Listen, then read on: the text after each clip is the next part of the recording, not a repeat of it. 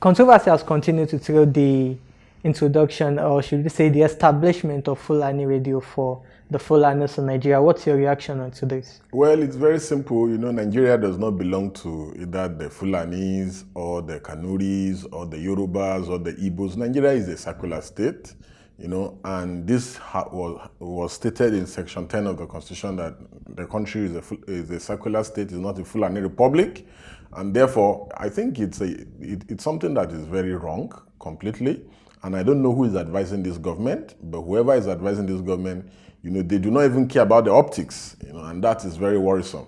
We have the Federal Radio Corporation of Nigeria, FRCN, there. So if they feel that they needed a program, for the Fulanis, they will have just given them some, radio time, an hour on that platform of government, and, that will have been enough. We also have the National Orientation Agency, there. We have so many of their offices in the northern part of the country.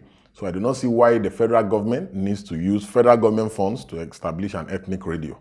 It's a very, very bad, exercise, and that's why it gives credence to some of the allegations that former President Muhammadu Buhari has made, on that there seems to be an agenda to Fulanize the country. Yeah, I was going to ask that about Obasanjo, because first it was 100 billion naira for the Miyetti Allah, which even the federal government has come out to deny, even though people are still insisting that they promised them the money. And now the radio station for the Fulanis. How would you agree with Obasanjo on this? Shouldn't the federal government, since the federal government is in an act of generosity, shouldn't the federal government also establish a radio station for the Okun-speaking people of Kogi State? Shouldn't they establish a radio station too for the Nupes? Shouldn't they establish why are the Fulani so important that the federal government of Nigeria need to establish a radio station? Considering that Fulani is not a major language. Exactly. Because, it seems the president doesn't really care about the mood of the country. The Fulani headsmen have been labeled to be the fourth deadliest terrorist group in the world. You understand? These guys have caused havoc almost everywhere they have gone. Look at how violent the president was against IPOB. Hundreds of them were killed. Shouldn't we be killing Fulani headsmen instead of giving them a radio station? You understand? So if the president was so emotional about killing members of IPOB, and he went further to designate them as terrorists, and also prescribe IPOB, shouldn't we prescribe Fulani headsmen?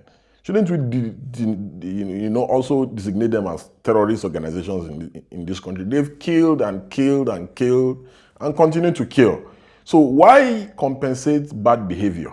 You understand? So this is some of the questions that we need to ask ourselves as citizens of our country. And these are the reasons why people have serious doubt about the country.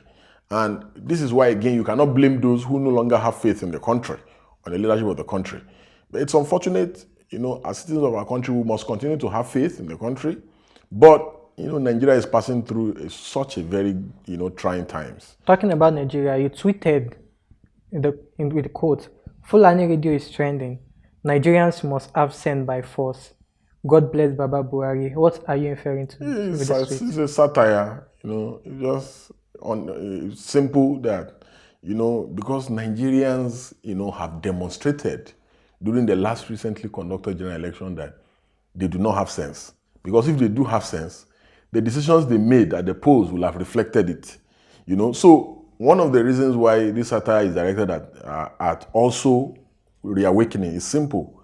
The Nigerians must become consciously aware of what is going on in the country. There are certain individuals in the country who still don't understand what is going on. But just like what I said, Nigerians must have sense. With time, they will be able to understand.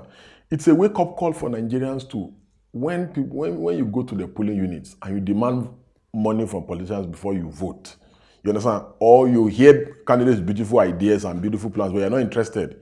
You're only interested in candidates who want to share money. The result of 4 plus 4 is equal to Fulani radio. You understand? Because when you refuse to do what is right, and for instance, the people in Zamfara who are crying now, all the things that were happening now were happening before the elections. Were they not aware that, they thought something was going to change? They thought by voting 4 plus 4 that something else was going to change? So they are just simply reaping, the dividends of their bad behavior. You know, there must always be consequences for bad behavior. So Nigerians are just simply reaping the consequences of their bad behavior. Somebody will say, Buhari did not win, the election was rigged. Why did you allow the election to be rigged? You understand? You refuse to come out to defend your votes. So Nigerians are just witnessing what they have tolerated. You understand? So for me, the satire is just directed at, you know, reawakening, you know, that Nigerians should rise up. And we must rise up. If not, Buhari is not only going to stop at the Fulani radio, he will do more outrageous things before the end of his term. And like I always tell people, Buhari only has 4 more years to go.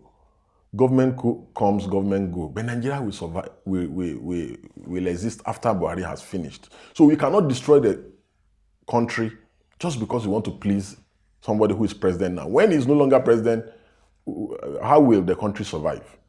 So we'd like to know, do you also agree with the position of some middle belt leaders that the Fulani radio is a route to crisis? Of course. How did the crisis in Rwanda start? Same path. So when you see problem, that's why they also have a very fantastic adage. If you see your neighbor's house on fire, instead of laughing and say, oh, my neighbor's house is catching fire, you better begin to look for extinguisher to go and help him to stop it. Because when the fire finishes with him, your house is next. So it's simple that the president is like, look at all the things that the president has done since 2015. The president, in his valedictory speech to his minister, said that his minister should be very proud that they served in a government that defeated Boko Haram. That's what the president said. So, and some of us begin to wonder, are we truly living in the same country with these people? Because there seems to be two different Nigeria. A Nigeria where some people are permanently living in a dream, and a Nigeria where some of us were in reality, where you hear things and you are like, wow. So there's really a government in the country. But the president believes that he has defeated Boko Haram and that he has transformed the country. So this is the sad situation that Nigerians find themselves in. So before we finish, we'd like to know why the federal government has licensed the Fulani radio station, even though Fulani is not a recognized language, as you said earlier. Is this not further confirmation of many Nigerians' views that Buhari has a Fulani agenda? Yeah, obviously, from day one, the president refused to go hard after the killer headsmen. He refused to designate them. We protested even at the Ministry of Justice for the federal government to designate the killer headsmen, just like the way they designated IPOB. The Minister of Justice, he did as if he didn't even hear us. But will you say Nigerians should begin to live in fear of that? Any Nigerian, whether he be a farmer or he be a traveler, who is not living in fear of the killer headsmen or the Fulani headsmen, it must be somebody who is mad. Most of the kidnapping you see happening all over the country, they are the ones doing it. You understand? So, is there any Nigerian who is a traveler who is not afraid of the repercussions or the actions of these men? You understand? So Nigerians are already living in fear. You understand? Whether the president has an agenda or not, you in the media, you people are the best judge. And also Nigerians are the best judge of whether the president has a Fulani agenda or not. If he does not have a Fulani agenda, wouldn't he have gone very hard against the killer headsmen since 2015? Look at the number of people that they killed. And they continue to kill. How many people did IPOB kill before the president went so hard, against them? How many people did IPOB kill? So the answers are there for you. So on a final note now, what do you want the Nigerian people to do? Well, Nigerians should brace up for 4 more years of Fulani domination in the country, because as you can see, it's unfortunate that a president should protect the aspiration of all members of the country. But this president has chosen to protect the interests of a particular segment of the country. It's unfortunate. It's a painful reality. We only wish that the president will listen to criticism, and rescind this Fulani radio plan, and also he should be more sensitive to the aspirations and yearnings of the over 250 ethnic groups in the country. The Fulani are just one.